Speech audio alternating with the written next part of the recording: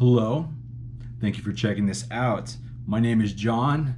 I was trained as a pastor. I went to seminary and everything else, but this is one of the ways I'm trying to do something good with that. Education.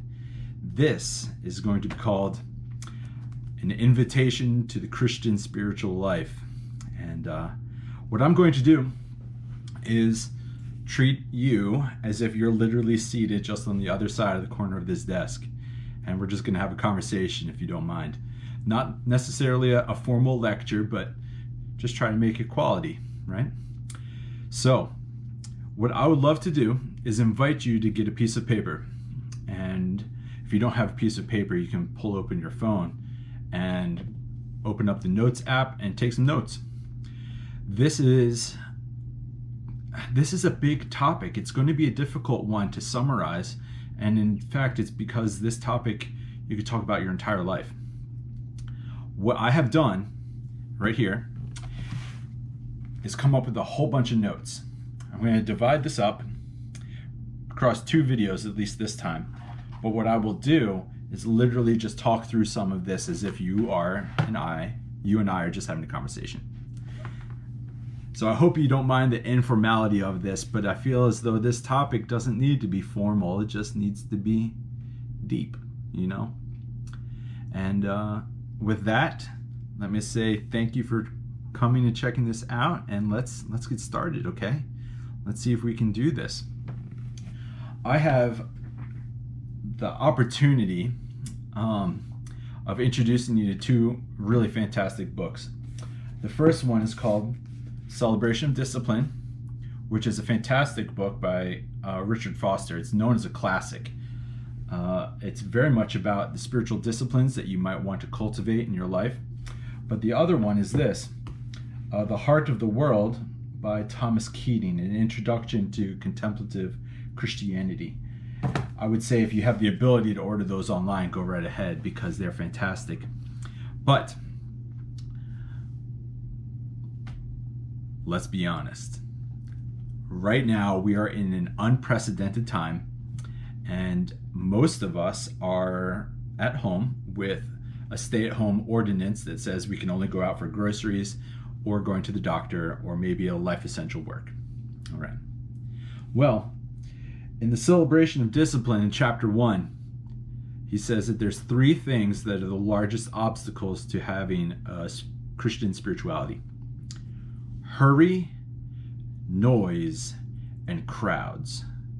And here, with the onset of this global pandemic, we have all 3 of those taken away. Hurry, gone. Noise, you might have some noise, but probably less of it. And crowds, we're not supposed to be gathering in much larger groups than 10 or so. It is very difficult to cultivate a Christian spirituality if your life is dominated by 1 or all 3 of those things. How fascinating. And I say this with no judgment, but on the main line and where we are just west of Philly, our lives are very much dominated by hurry, noise, and crowds. Oop.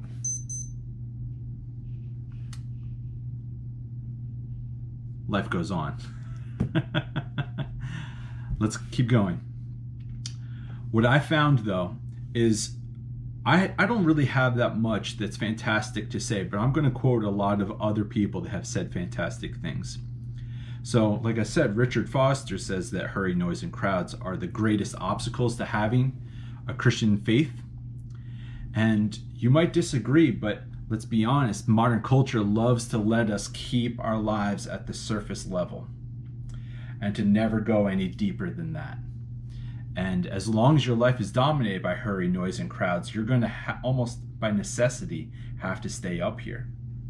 And what I really love was a quote I used at a sermon a few weeks ago by Carl Jung. He says, "Some people will do anything, no matter how absurd, in order to avoid their own soul." That is deep. So, how the Christian tradition has helped people make their own soul blossom, deepen, and heal is not often talked about at churches.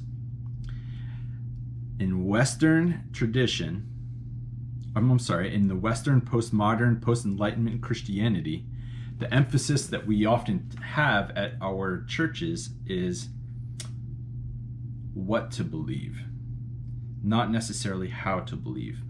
So let me break that down for just a moment. You might know of the Apostles' Creeds, right? You might know of even the Chalcedonian Creed or the Athanasian.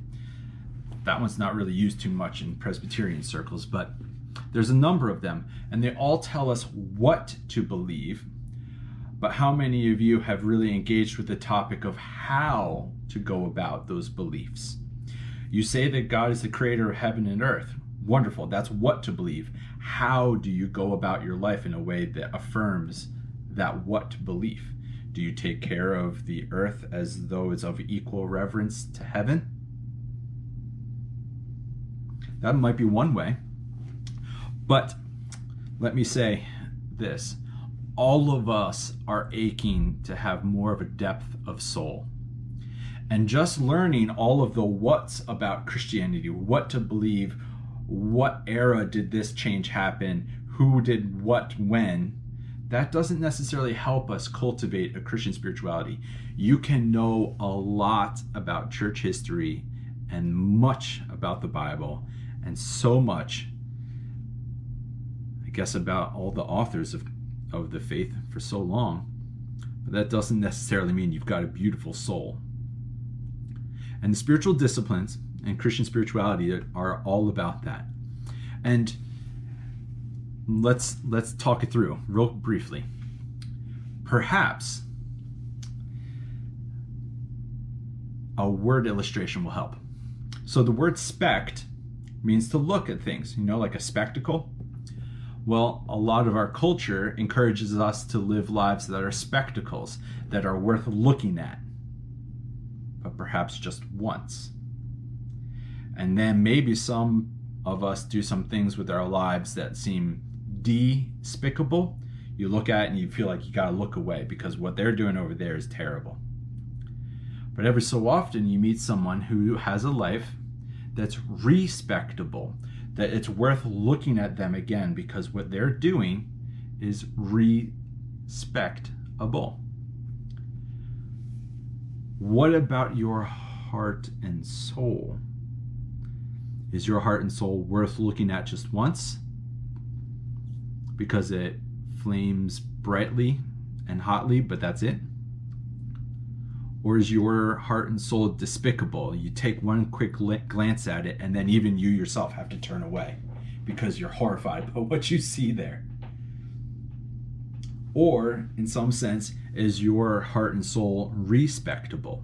It's worth looking at because it's beautiful, because you've cultivated it, because you've taken in the Christian tradition and helped or allowed the Christian tradition's wisdom to help your soul blossom. Now, everything that we're saying so far may not resonate with you.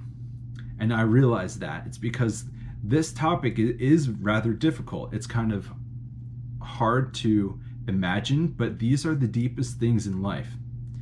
And how fascinating that God has taken away hurry, noise, and crowds, maybe so that some of us can cultivate a beautiful and deep soul in the midst of all of this.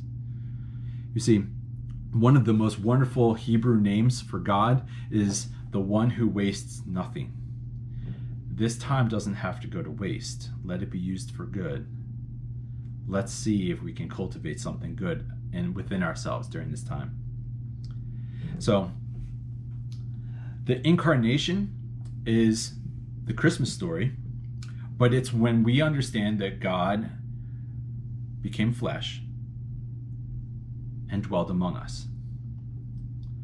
Jesus is this unique thing of human and divine together, intimately close. And we have a phrase for this, that the two natures of Jesus existed without confusion, division, separation, or change. Okay. Well, Christian spirituality is similar to that. in the sense that we've got two major views of the world.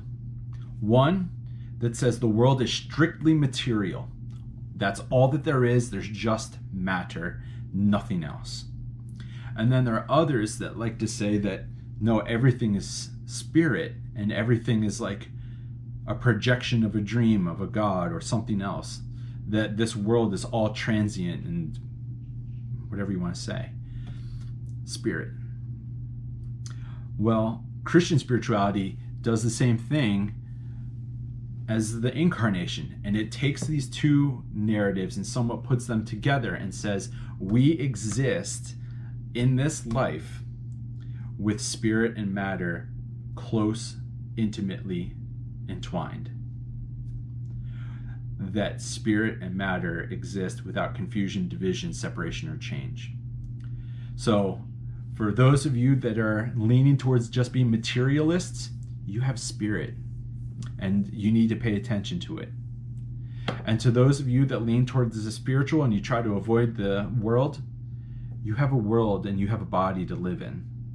And so Christian spirituality is very much about learning how to cultivate a soul, a beautiful and deep soul, while also recognizing that we are this beautiful combination of spirit and matter at the same time. And it's a mystery that's just like the incarnation that maybe only God can fully describe. So, let's finish this. Ready? If your life feels shallow, reactive, wounded, if your life feels like it's causing yourself and others the same hurts over and over and over, and if you want to experience the abundant life that Jesus talks about in the New Testament, then join us for the next couple videos. Because we're going to go on a journey about how to cultivate a Christian spirituality that not just affirms what a Christian believes, but also goes about asking how do we live as Christians in this world. And guess what? For me personally, Christian spirituality, spirit, respiration, aspire, you hear the word in there, S-P-I-R. Christian spirituality is all about allowing God to do CPR on your soul and helping you come alive again. Many people have diminished and shrunken Christianity down to just being following rules, keeping a moral code, or making sure that you maintain and perpetuate church culture. But that's not what Christianity is. Christianity is about the full thriving of the full person, because as Irenaeus says, that is the most glorious thing to God. Now, I'm not perfect at any of this. I recognize that, and in fact, I'm going to anchor myself within the quote from Thomas Merton. The book is right there. That along this journey, we will only ever feel like beginners. So let's be beginners together. This has been an invitation to the Christian spiritual life. Let's do this journey together. Thank you.